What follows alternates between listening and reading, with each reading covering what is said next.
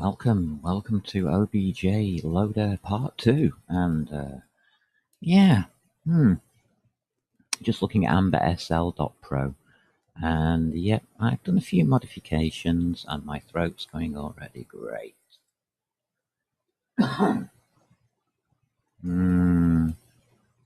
Never mind.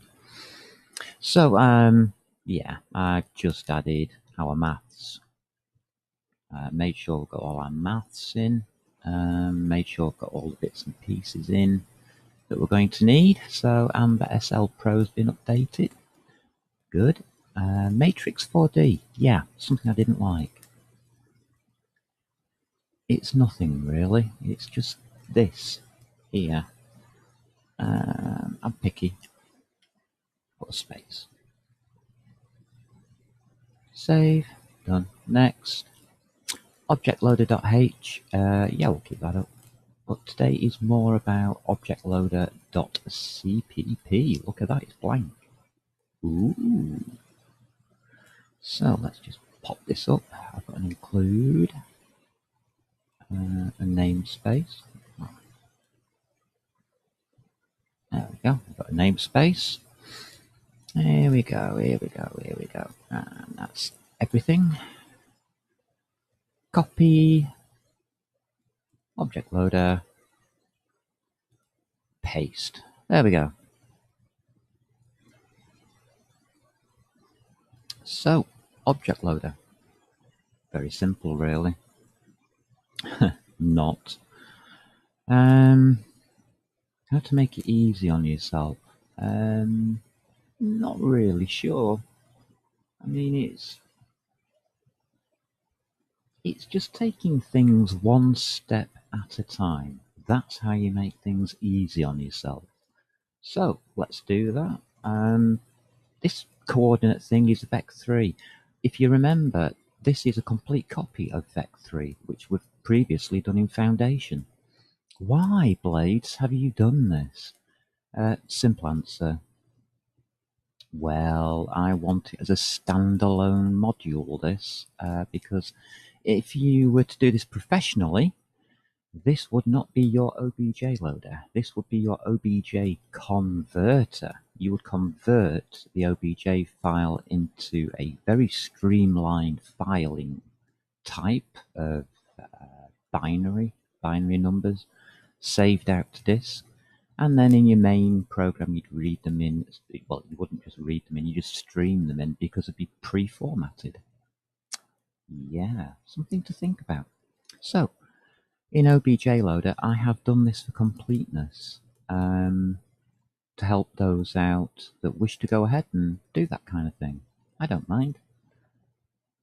Let's show you how complicated this is going to be. So, we've got our namespace. Our protection for all our names. Coordinate. That is going to be its own little thing. So just copy coordinate, paste it over struct, colon, delete. Yeah, we need to open up a function on it. So we'll do that. Let's see if I can keep this microphone in the right place today so that we can actually hear me. There we go. Oh, no, it keeps moving. Just stop it moving. Stop moving, you. Oh, get angry. Okay. A little bit of fun over with. Let's do a float A. Oh, we've seen all this kind of thing before. Float B. And a float C. Oh, float C, I guess. Yeah, that's the kind of thing you've seen before, isn't it?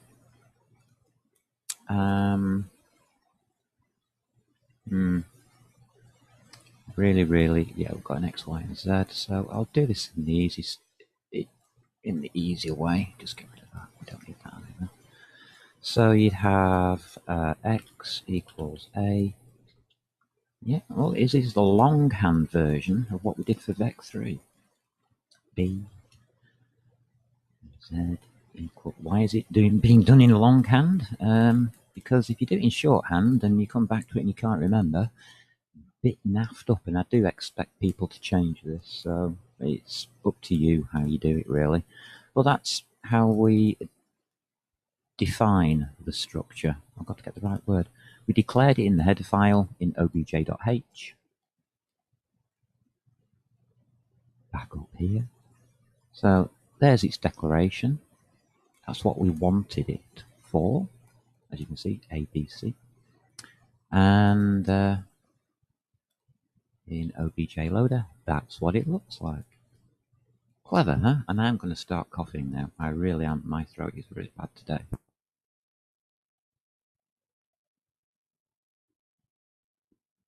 It does make me wonder whether I should really be recording or not. But I've got a cup of coffee, so I shall record. Now, this is not going to be too bothersome, but hold on a minute, Blades. We have two faces. Yes, we do. So, when it comes to the face, what we're going to do is have two structures. Yeah. One will override the other. C++ has this override system that will automatically detect what you type in and try and match it up with the correct face type. So it does it all for you, basically. Very nice what I said, basically. Ouch! Ooh, I wish I wouldn't say that word. So let's get our face going, shall we? Yeah, why not? Let's get face number 1. I'll copy that up to there. Paste. Get rid of the end semicolon. Put 2 semicolons in. We'll make it a member of itself. Face doesn't need a struct, does it? Nope. Yeah, all of these have been predefined. Shift Alt Whiz.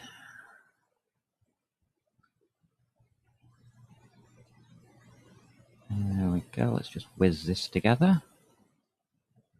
I'm leaving this on purpose. It's not supposed to be in here, but I'll get to that in a moment.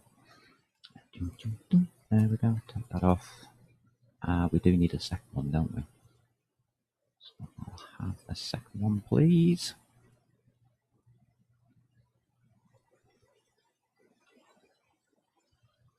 Here.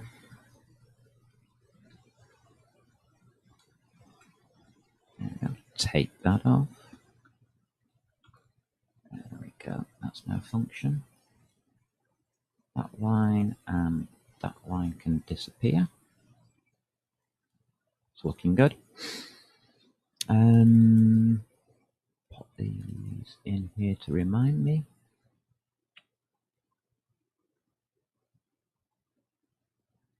Just simple copying and pasting around, just getting things set up. That's looking better. I'll just type in face, colon, there we go. Pop that in there. That clears up all my squigglies. Yeah, that's okay. Just have an extra line in. Thank you. So this is going to be our face structure.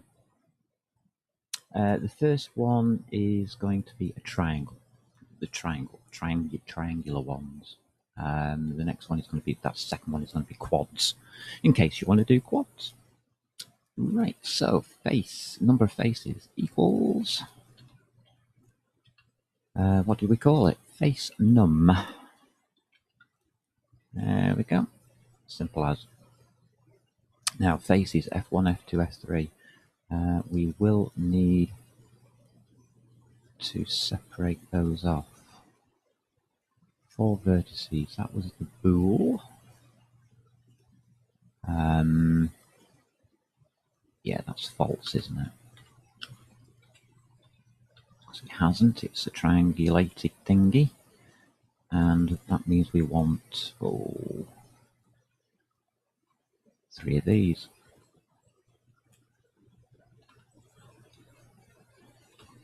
There go. Got 3 of those. We'll call them, what shall we call them? Oh, 1. This is original 2. Text chords will need the same kind of thing. Just setting up variables very simply, very straightforward. These are actually arrays, so they can be individually indexed. That's what the O1 and 2 is. It's the same variable but with an index. So the variable name is text chords, and that's the index or position in there. Yeah, you can possibly guess what's going in here. Right, okay. F2. Nothing horrendous or mind-blowing. In fact, this is just a structure, C++, but it's also quite cutely the structure of C. Handy. What do we call these T's? T1. Yeah, that looks right. So T2. Breathing's getting better now, so that's good. And T3. Lovely. Material is going to equal M. I can't see, it's not on the screen. Yep, M. There you go. That's it. That's it, folks. That is the full structure. So all we've done is followed exactly the same kind of things that we did before with the Vec3. Is we've just set the variables. Now, if you remember back in the foundation, we just put a colon and then just set them that way. You can do that with this. No harm in it. Absolutely no harm in it. But if you remember back in foundation, I told you not to put the last semicolon on. Well, this is why, because we're now in a CPP file. And these are definitions, not declarations. So it's not an instruction, it's an actual definition. So these aren't instructions, these are a bunch of instructions, basically. A function, the actual function. There we go. What I'm going to do, I'm going to say basically again, I'm going to scream. I will scream. I will not scream. I will not scream. There we go. All calm again. Paste. Copy the last one.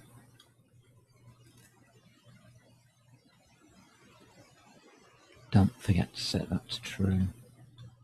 Because now we do have 4 vertices. So that's now true. That goes to a 3. Copy the last one.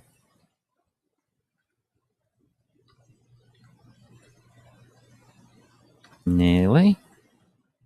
There we go. Should be 4. Thank you.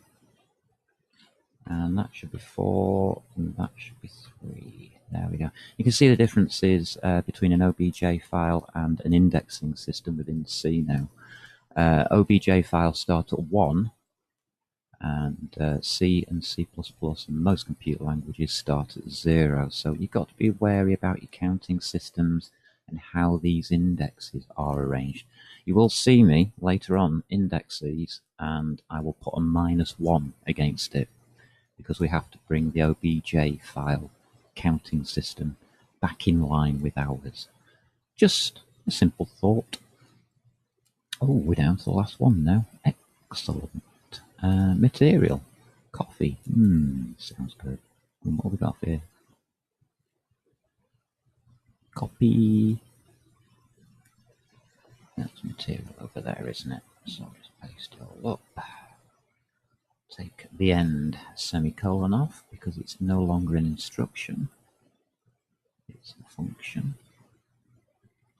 We'll make it a member of itself, I guess. May as well. Why not? And the material is a little bit more grotty, as I might call it. That's looking good there. Can I get down to my little bar? Where's my little bar gone? Oh, there it is. There we go. Coffee's needed. Mmm. Mmm. You can't program without coffee. Oh, that's better.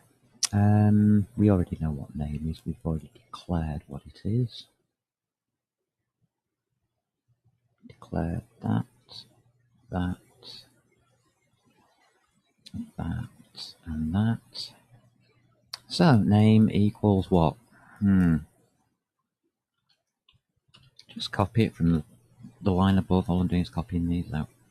That's really what you're doing.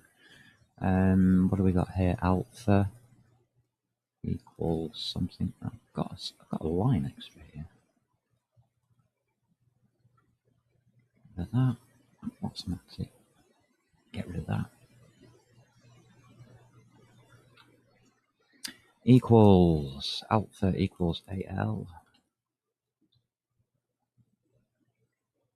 I've just got to make sure I've named everything right, haven't I? I think I have.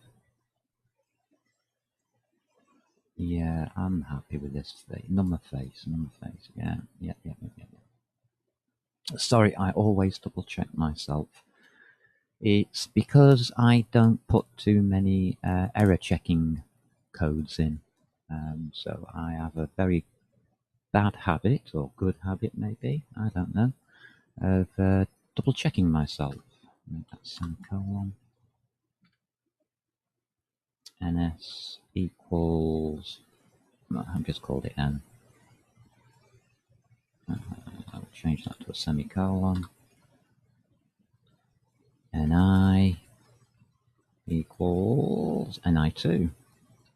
Bit more complicated. I think I've got an NI somewhere. Yes, of course I have it here. That'll be NI1. NI2. And what's after NI2? D. Okay. Is this okay? Is this alright? Everything's in the right order.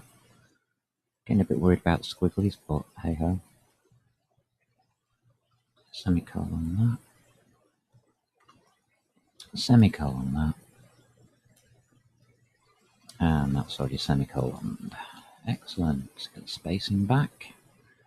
Now, I think you're going to be able to fill this in yourself, but just bear with me. My throat really is bad today.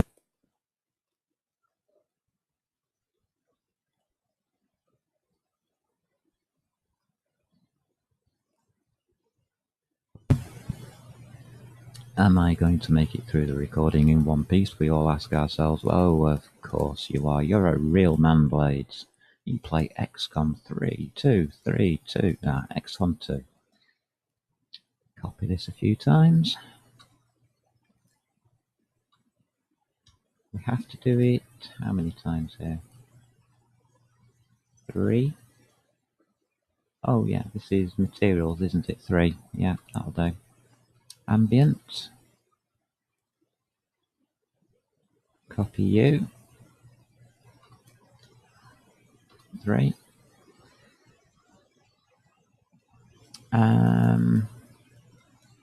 Specular.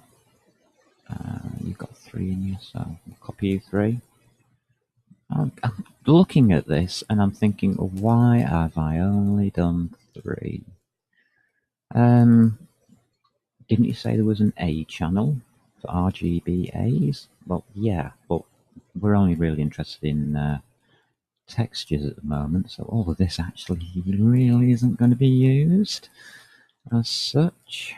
That's that. Illumination, texture, we're okay with those.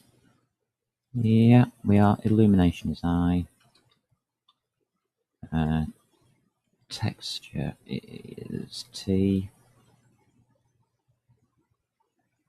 Looking good? Are we looking good? Yeah, let's get these numbers all changed. So,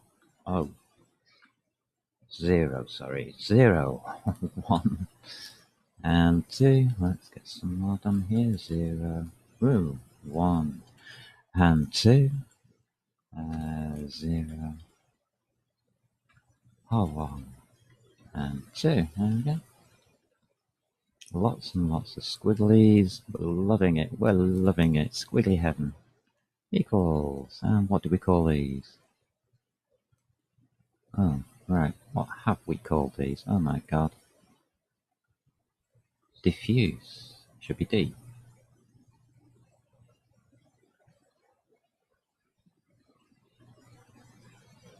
Star D. Now, come on, remember what you're doing. Oh. So it's a star, it's an address. So the address, we want the 0th address, don't we? Yeah. Know what I'm doing now. The first address, or the next address, should I say. And the next address, please. Yes, we are allowed to do this in C++. It's lovely. Ambient, we star A'd it. A0. All becomes obvious, doesn't it? It really does become obvious. A1. If it's becoming obvious to you, then you are cottoning on very quickly to how this is really going to happen.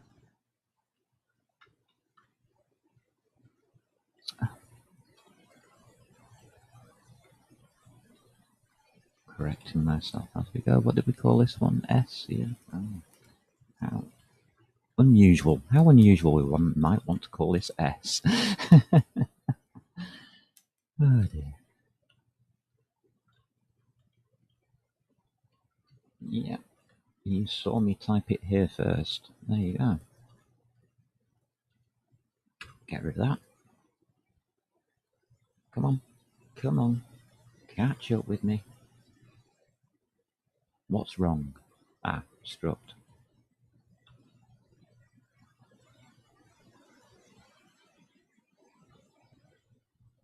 Ta-da! There you go. Red squiggly's gone. That's it. Material. So, we have all the indexes of the material.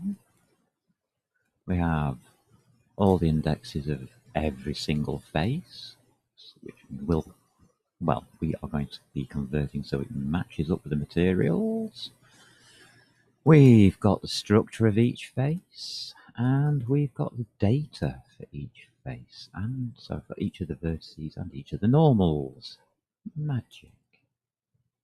That means we can program this, can't we? There we are. That's our class. Now, let's get this started up. Right. Checking my notes. We need... well, we're already in the class, aren't we? Yeah. Okay, so that's the class. That doesn't matter. I can delete that. So let's start at the beginning with OBJLoader. Oh, without those, it's just colons. Colon, colon. So this left-hand side says we're in the class, colon, colon, and then the name of the function. Without the semicolon, please. Now, I'm going to start up a few variables. Variables. I said we were going to have variables, didn't I? Yeah, I did. Right, let's come and deal with this. Private variables go here. Yeah. Yeah, I think they do. Let's have a look for private variables. Let's make some. Private variables. Let's have a look now. Ooh, this looks horrible. Trying to find notes, just finding some notes on this. Put it into black background. Thank you. Here's my notes. Oh wow. We have lots of variables. Oh.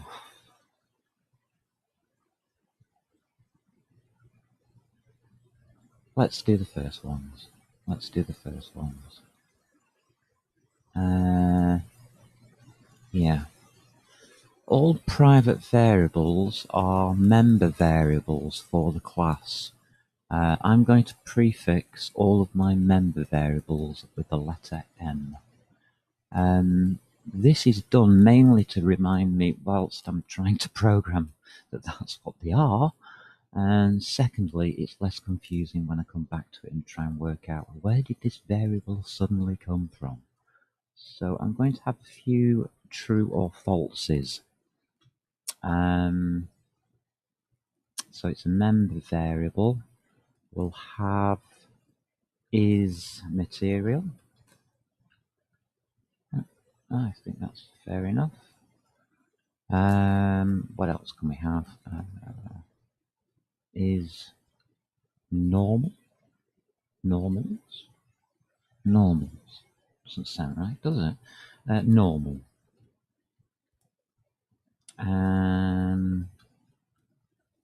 Also have is texture, I suppose. Yeah, that'll do. Now, they're pretty obvious, need no explanation really. True or false? Is it a material? True or false? Is it a normal? True or false? Is it a texture? True or false? Back in our CPP file, we can pop these, so M underscore. Now you can see how this brings it out as well. So it's material. We'll initially set this, I guess, to false, because that's probably what it's best set to. Is normal. There we go, false. And what the last one is texture equals false. Ooh. I'm actually typing at an angle here. Let me see if I can bring this over slightly. Here we go, this is a better angle. Here we are. So, I'm guessing that that's the OBJLoader. Yeah, I think it is. So just basically setting all our true and falses to false. Yeah, okay. We have now got our destructor. Let me just copy that. It's going to go in front of most things. There we go. That's our destructor. We're going to have a nice easy destructor for now. I don't know what's going to go in there. No idea. And that brings us to this one. Lovely. Let's pop it up here. It's a void still, isn't it? Never mind. Get rid of that. Get rid of that. Let's pop in that. Okay. This is going to be the fun one. And I'm just going to comment out these so they don't get in the way with red squigglies. I need to see red squigglies now. So save progress. Save progress. I think I've done everything, haven't I? Modified that, put the space in. Yeah. Right, okay.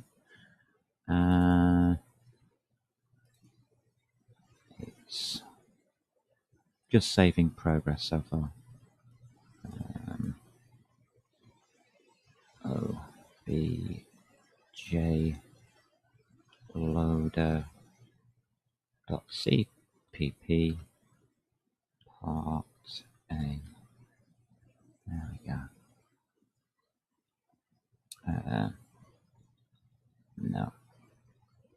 Starts up. There we go. Just in case I need to come back to it, because if I mess this up, the last thing I want to do is have to write all of those structures again.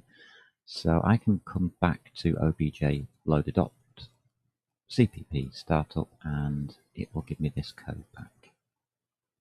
So that's just me making sure I'm not going to make a complete mess of this. So let's have a look. What we're going to need. Well, use English. That's what we're going to need. What we got here? No. It's alright, I'm just spinning things through my mind on how we can go about doing things. Because I want to make it simple at the same time as it turning into something complex, which it will. Store data into structures as we read them, find out what the data refers to. So, that might not happen. How's about read file? Let's start there. How do we read a file? It's a text file. It's C++. Is there a standard way of doing this? Well, yeah. Do we need to do a lot of programming? Well, no. I believe we have a standard library. I'll just check around for standard libraries. What standard libraries do we have?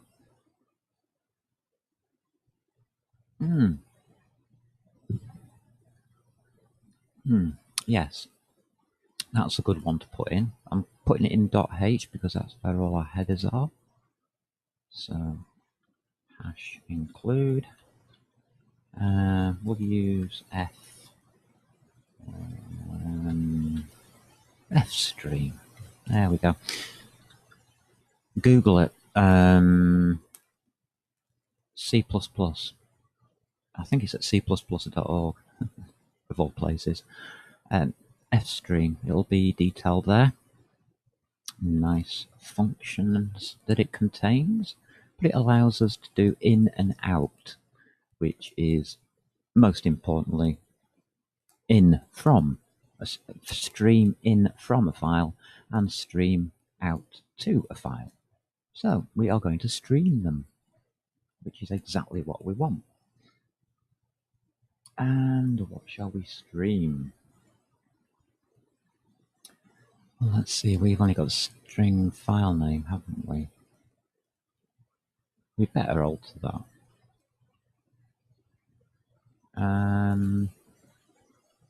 Yeah. Alter file name. So the user does not have.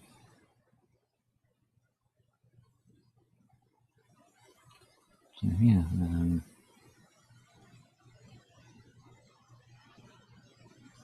How's about that? Alter the file name so the user does not have to. Yeah. That's probably a good idea. So we do have our string. Now, what I'm more worried about is when I call this load object model loader, all I want to do is put in a file name, literally like body or head. I just want to put that word in.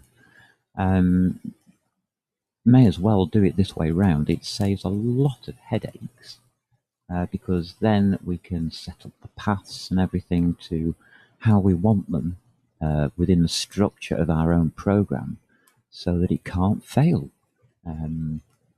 So yeah, so we'll have a path. We'll equal it to res obj. How did we do that? Let's have a look. Test. Well, we called it resource for starters, and we haven't put anything else. Oh, great. Ah, I'm clever, aren't I?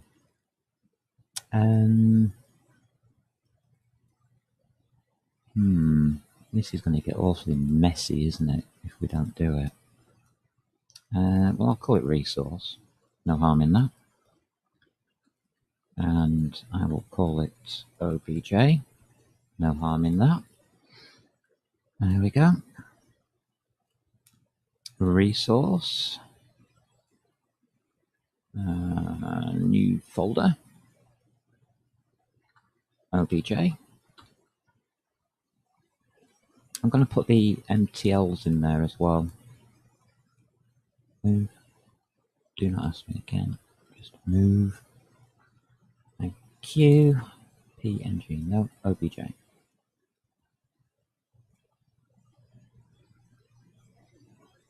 Here we go. Head.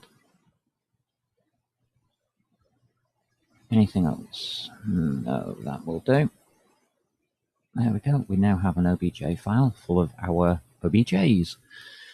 Just partitions them off so that they're out of the way a little bit more. What else do we need here? We need the file name. And then we can add .obj. Why are you asking, am I doing this? Because then if we put the file name in, we can access the .obj or the .mtl. It gives us more options. We can access what we want within our programming. So you type in the word body and it will go out and get everything it wants for the body without us having to start typing in the path and what type of file it is, because we might want to use that MTL file. Good thought there. Well done, Blue. Good thinking ahead. Are we going to use it? Don't know. Probably not for now.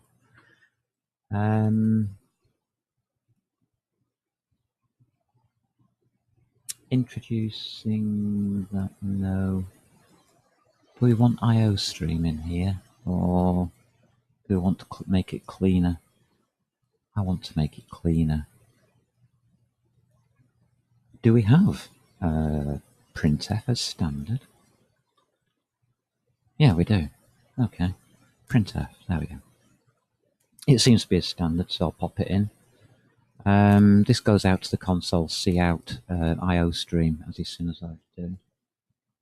So printf loading. This is not anything but for my information. It's a string, so this is how you use printf. And you put the escape character in of the next line. God, my throat's still bad. It's getting better though. So printf, how does it work? You can put, you type it in. So I want a string to be inserted here, or I could have had a float. I think it's D for an integer. Stupid ideas, but hey ho. I mean, if you're not happy with it, it's actually C. C programming language. So look up C for this one. Yes, folks, I'm using a C command in the middle of a C++ program. Why? Because I can. C underscore string. Yeah, we've got that. I'm having to convert it into C, that's all. There you go. So I converted our path into C, into a C type string, so we can just pop it into a C function. There you go. Silly, but yeah, why not? So what do we got next?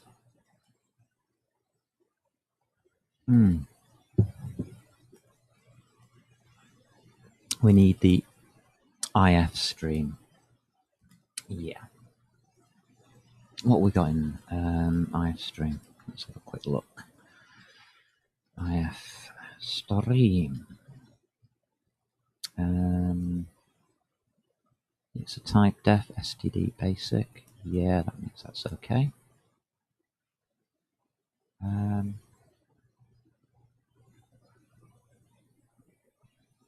We'll make a buffer in buff.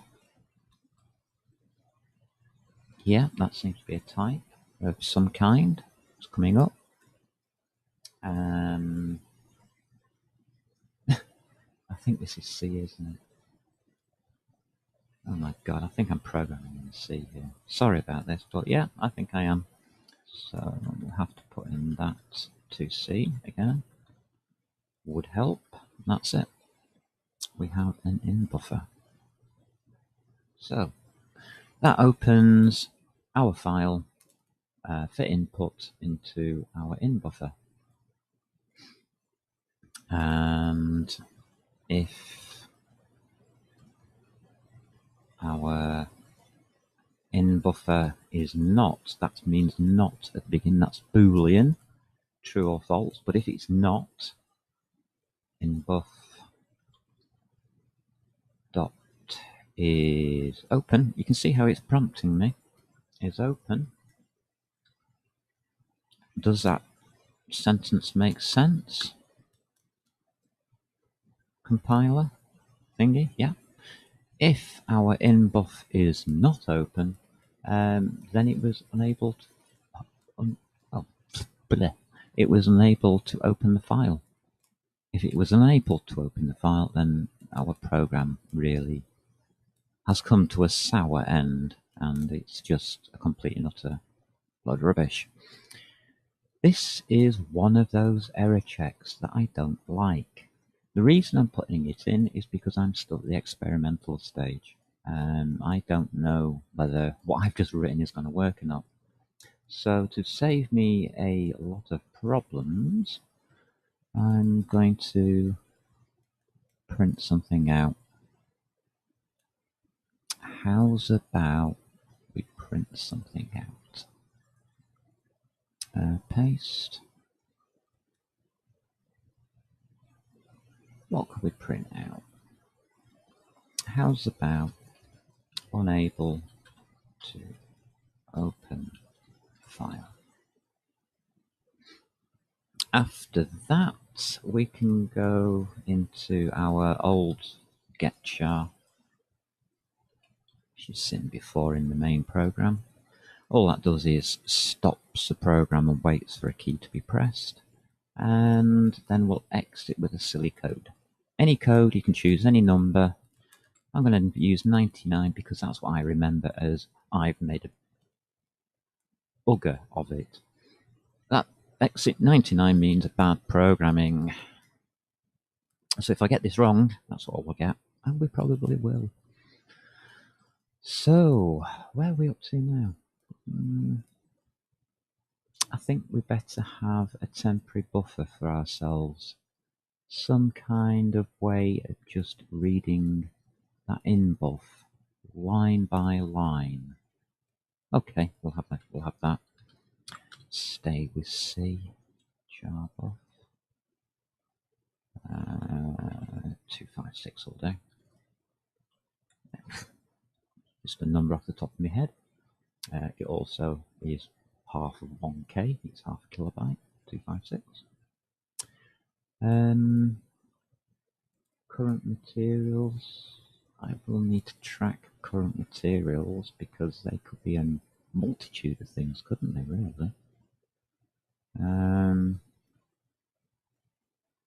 we read the faces, materials are going to go all over the place. So let's have an integer for current material. Put that to 0. There we go. Oh, we've read our file, haven't we?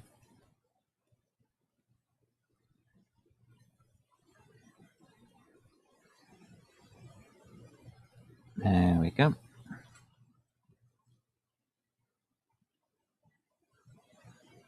We are on to this next part, actually. So, yeah. How are we going to do this? Well, what we're going to do is go through every single line in that OBJ file. We've got it stored in our in-buff here. We've got a temporary buffer. Okay, temp. Sorry, I'm going to call it temp buff. Buffer here. Why abbreviate? No need to. So we have a temporary buffer, a current material equals 0. It's looking good. So you can see how I'm just splitting it down now into smaller chunks, thinking through it slowly, bit by bit. This next chunk is going to be huge. Huge! Because we're going to have to do a while loop, aren't we? Yeah, we are, because we're going to have to read every single line until we get to the end of that file. It's in C, so it's easy. Oh my god. Keyword in C, while. We are not at the end of file. And that's actually a function within C. It'll do it for us. So while we are not at the end of the inbuff file, we are going to read every single line. Wow, how much sense does that make? You're thinking, how do you know this kind of stuff? How do you find this out? Simple, I read the manual. I read the C manual, I read the C++ bits and pieces on what various things can do. I then played around with various hash includes and found out what they could do. And over the period of about 5 years, I worked out that, well, it's a jigsaw puzzle. Plug each bit into the right place, and guess what happens? Wow, you get this excellent program. So these are just parts of a jigsaw puzzle being plugged together, bit by bit. There's one lug, there's another lug, just plug them together. That's unfinished, and leave it unfinished. So, we need a line.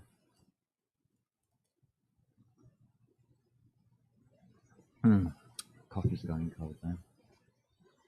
That means time's rolling on. We need a line, we need a line, we need a line.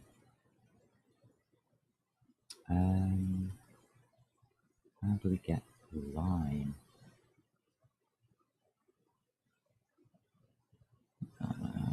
Inbuff. Well, we're going to have to take the line from inbuff. How's about? Oh, look at that! Fantastic. Get line. We'll have that. Good. Where are we going to put it? We want to put it into our temporary buffer, don't we? Buffer. How's this for programming on the fly?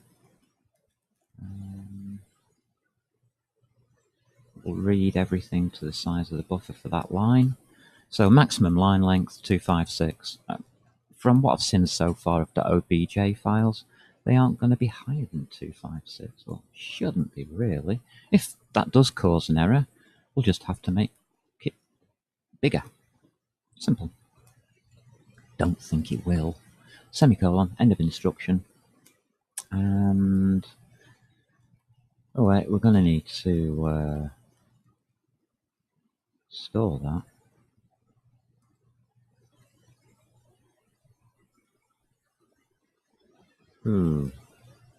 How did we store that? We can use one of these things, can't we? Like a structure. Yeah, we can. We can use some kind of structure. Just trying to decide what type of structure, and I don't think we've got the right ones here.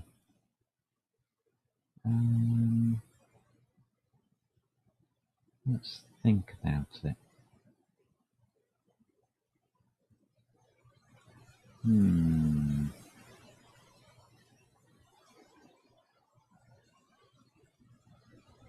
Every line of code in the object file. we can store it separately. Sounds like just storing line after line after line after line after line like a text editor does. Which would mean some kind of strange thing. C++ has vectors. Great, innit? It has a class called vector. I'm sure it does. Let's have a look. Yeah, it does. Not to be confused with Vector 3D. Vector 3D is about positions and things like that. Vector in C++ is a storage type. It means you can point along to multiple lines. It's still this pointing idea, which a vector is, but it points to data, individual pieces of data. So we could store multiple lines and vector to it. Yeah. Okay, let's do that.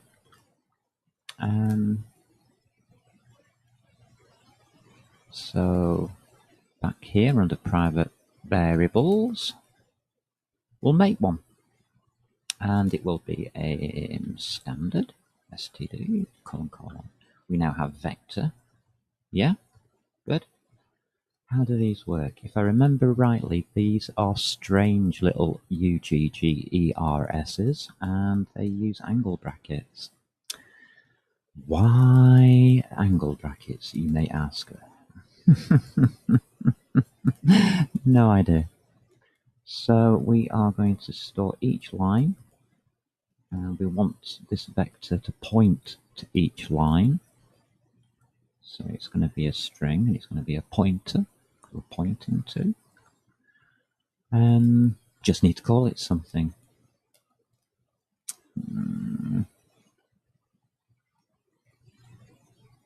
Line of OBJ, OBJ line, individual line.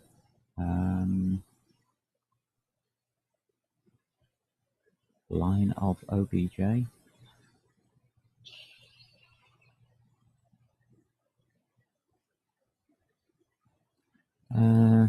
Yeah, okay. Line of OBJ. Line of OBJ. Will that make sense when I put that into code?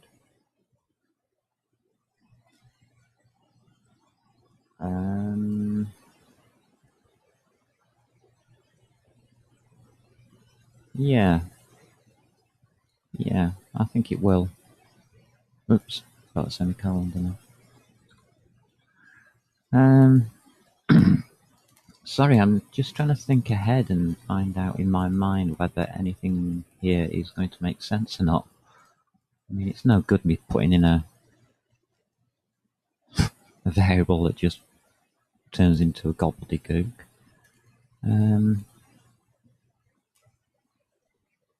Line of text.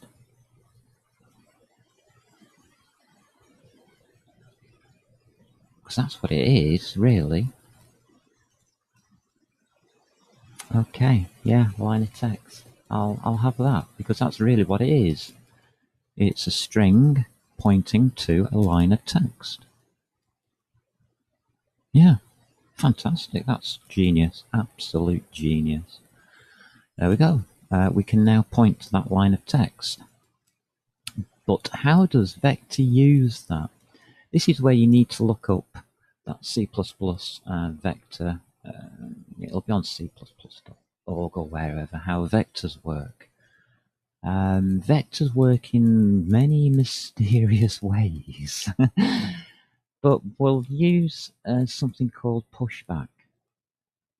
So what we're going to do is take each line of text and add it to the back of our lines of text type of thing. We're just going to crush them on the back. So line by line, to the back, to the back, to the back, to the back. So it'll be in order. First line's at the top. Well, in the first position, and the last line will be in the last position. Sounds simple. Not to a computer, it's not, unfortunately, because computers are counting machines rather than text machines. So we are going to have line of text, which is now a thing. And we're going to keep pushing to the back. Yeah, that's a thing. Something that's going to be new, because it is going to be new. And we will want standard string, because that's what we're using. And we want it of type our buffer, temp buffer. Yeah.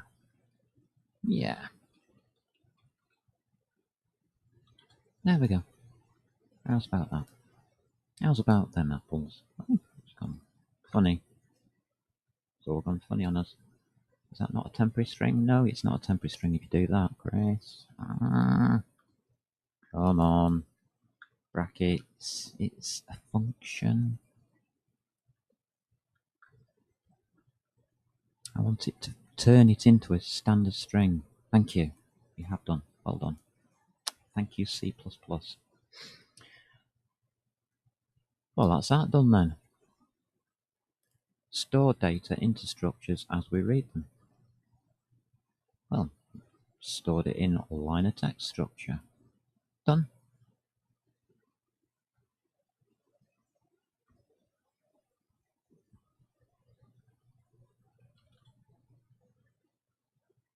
Yeah. So I've read all the lines in. We're taking all the lines and we're putting them into line of text structure. Fantastic. Oh, wait a minute. We now have a line of text line of text data set within a vectored structure. Wow, that's complicated. That was complicated, even for my brain. Ooh, starting to hurt a bit now. And this is where we now find out what the data refers to. Yeah. Yes, indeed. So at this point, we're going to have to start using a lot of if statements, and I mean a lot of if statements.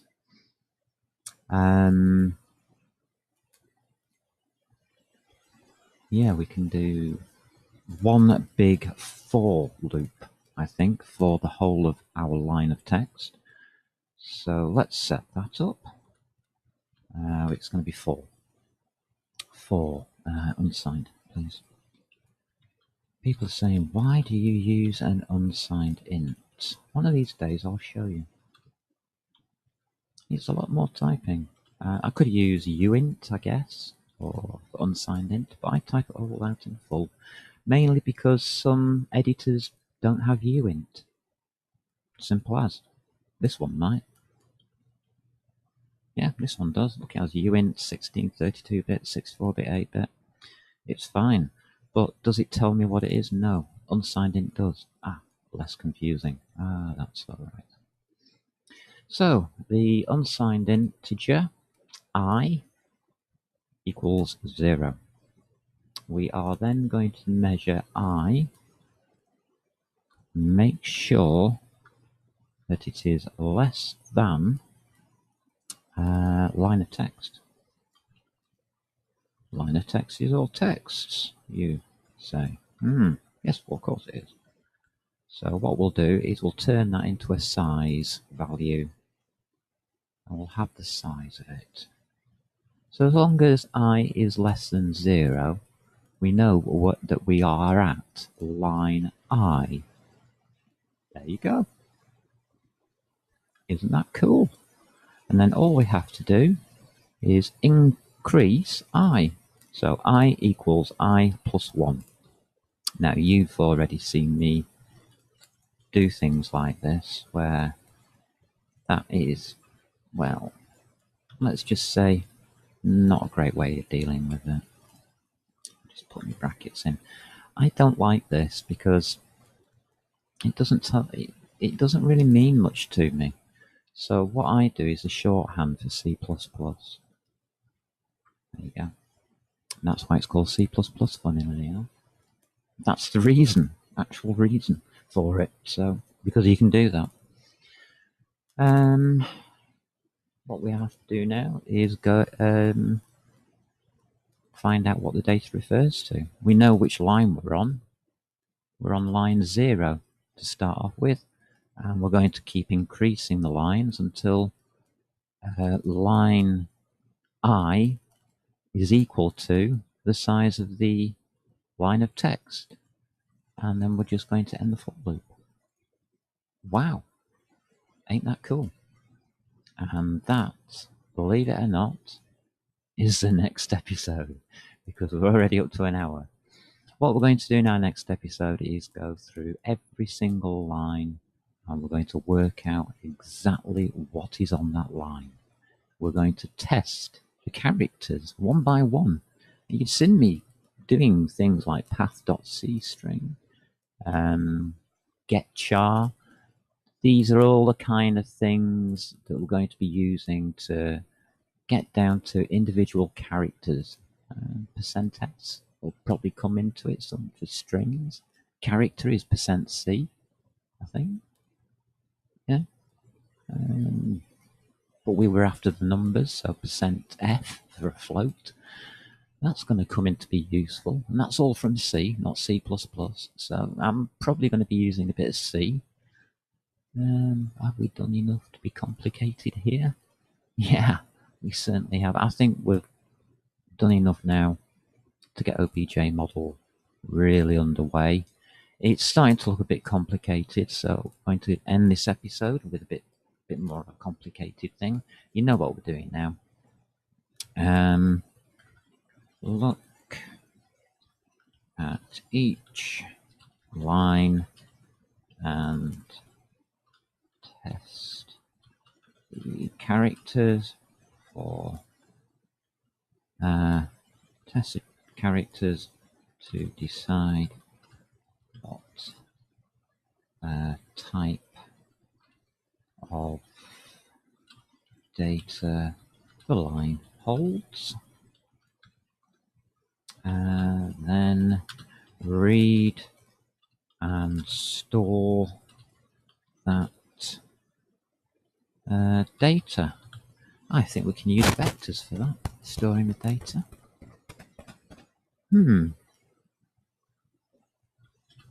Try. Let's try using, vectors. I'll leave that as a note. I'll leave that as a note for our next episode. We'll start from there, and that should be part 2. Here we go.